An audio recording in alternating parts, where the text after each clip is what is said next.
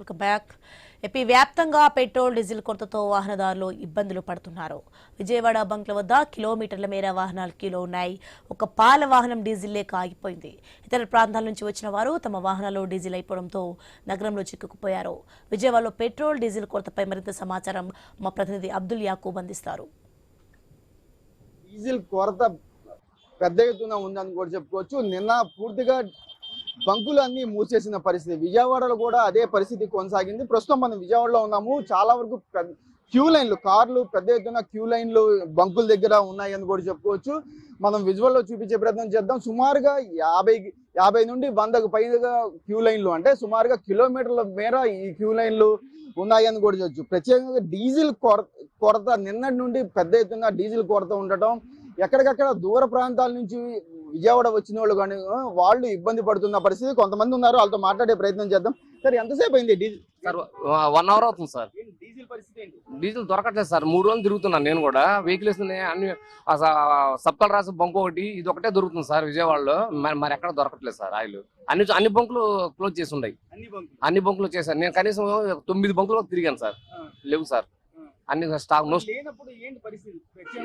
అదే అర్థం కావట్లేదు సార్. మేము డ్రైవర్లము దీని మీద బతికే వాళ్ళము. ఆయిల్ లేకపోవడం వల్ల మా ఓనర్ గారు మాకు రేపు శాలరీలు ఇస్తారా లేదో పరిస్థితి సార్. బండి తిరగకపోతే ఆయన ఇవ్వలేరు కదా సార్.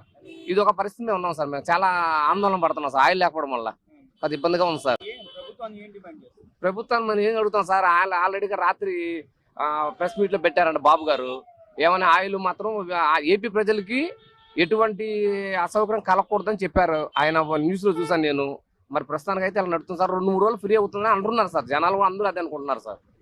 ఇది సార్, ఇది ఓవరాల్ గా చూసుకుంటే డీజిల్ కొరత ఉండటంతో సుమారుగా 3 రోజుల నుంచి ఇబ్బంది పడుతున్నాము. ఇప్పటికే చాలా వరకు ఇబ్బంది పడుతున్న పరిస్థితి.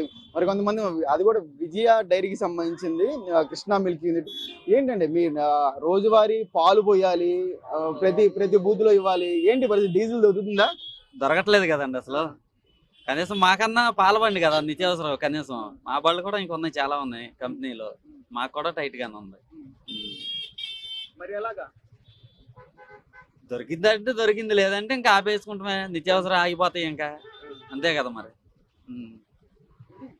అంటే నిత్యావసర సరుకులకు సంబంధించి పాలు ఉత్పత్తులకు సంబంధించి వెహికల్స్ లో కూడా ఇప్పుడు డీజిల్ కొరత ఏర్పడే అవకాశం ఉందని కూడా చెప్తున్నారు. అయితే సుమారుగా ఉదయం నుండి ఇక్కడ డీజిల్ కోసమే వాళ్ళు ఉంటున్న పరిస్థితి కూడా ఉంది. అయితే సార్, ఏంటి డీజిల్ పరిస్థితి? ప్రస్తుతానికి నేను ఇప్పుడు ఒక 1 అవర్ నుంచి వెయిట్ చేస్తున్నాను. మేము వైజాగ్ నుంచి వచ్చాం. యాక్చువల్గా వైజాగ్లో ట్యాంక్ ఫుల్ కొట్టించాం. అక్కడ సఫిషియెంట్గా ఉంది స్టాకు. ఇక్కడికి వచ్చేటప్పటికి ప్రాబ్లం ఉంది. ఇప్పుడు మేము హైకోర్టుకి అటెండ్ అవ్వాలి, వాయిదా ఉంది. ఇప్పుడు 11 o'clock వెళ్ళాలంటే ఇప్పుడు ఒక 1 అవర్ నుంచి మేము ఇక్కడ వెయిటింగ్లో ఉన్నాం. అక్కడ కోర్టు వాయిదాలు ప్రాబ్లం ఉంటుంది. ఆబ్సెంట్ కింద అక్కడ నమోదు అవుతుంటుంది. మరలా మేము వైజాగ్ వెళ్ళాలన్నది మాకు ఆలోచిస్తున్నాం. ఇది అంటే వైజాగ్ నుంచి తమ పని కోసం హైకోర్టుకి వెళ్లాల్సిన వాళ్ళు ఇక్కడి వరకు పెట్రోల్ వచ్చింది. ఇక్కడి నుండి పెట్రోల్ దొరకని పరిస్థితి. చాలాసేపు, సుమారుగా గంటన్నర నుంచి వెయిట్ చేస్తున్నాము. కానీ క్యూ లైన్లోనే ఉండిపోయాము. లాస్ట్ వరకు మేము చేరే వరకు డీజిల్ అందుతుందా లేదా, మళ్ళీ వెనక్కి వెళ్ళగలుగుతామా లేదా, మా పనులు ఇక్కడ జరుగుతాయా లేదా అనేది కూడా వాళ్ళు చెప్తున్న పరిస్థితి అయితే ఉంది అని కూడా చెప్పుకోవచ్చు. క్యూ లైన్ లో ఇలానే వేచి ఉంటున్నారు. చాలా ఇబ్బందిగా ఉంది. ఎక్కడికి వెళ్ళినా ఇప్పుడు నేను ఒక 5 బంకులకి వెళ్ళాను, ఎక్కడా లేదు. ఇక్కడ దొరుకుతుందంటే వచ్చాం. ఇప్పటికి నేను 8 గంటలకు వచ్చాను, 8ంటికి వచ్చాను. తిరుగుతా ఉన్నాను, ఎక్కడ దొరకట్లేదు. ఇది ఇక్కడ దొరుకుతుందని.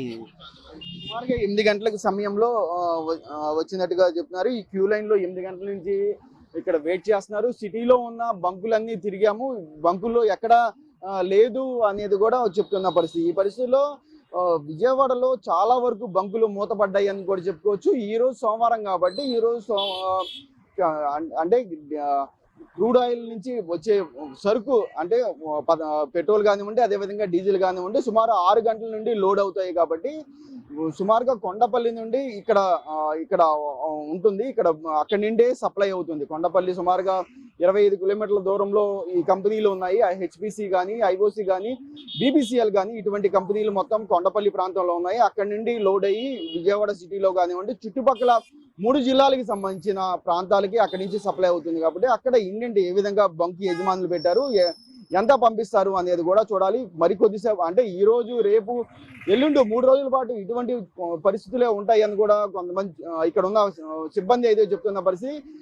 కనీసం రేపటికల్లా ఈ సమస్య పూర్తిగా కొంత తగ్గితే మటుకి ప్రజలు కొంత ఇబ్బంది పడకుండా ఉంటారని కూడా చెప్పుకోవచ్చు. కానీ పెట్రోల్, డీజిల్ నిత్యావసర సరుకుల కింద మారిపోయింది. ఎందుకంటే ప్రతిరోజు ప్రతి సామాన్యుడు బయటికి రావాలంటే కనీసం బండి ఖచ్చితంగా తీయాల్సిందే. ఇటువంటి పరిస్థితుల్లో పెట్రోల్ లేక తమ పనులకు కూడా వెళ్ళని పరిస్థితులు అయితే నెలకొన్నాయి అని ఏపీ వ్యాప్తంగా ఉన్నాయి అని కూడా చెప్పుకోవచ్చు. కెమెరా పర్సన్ కిషోర్తో యాకూబ్, విజయవాడ నుండి.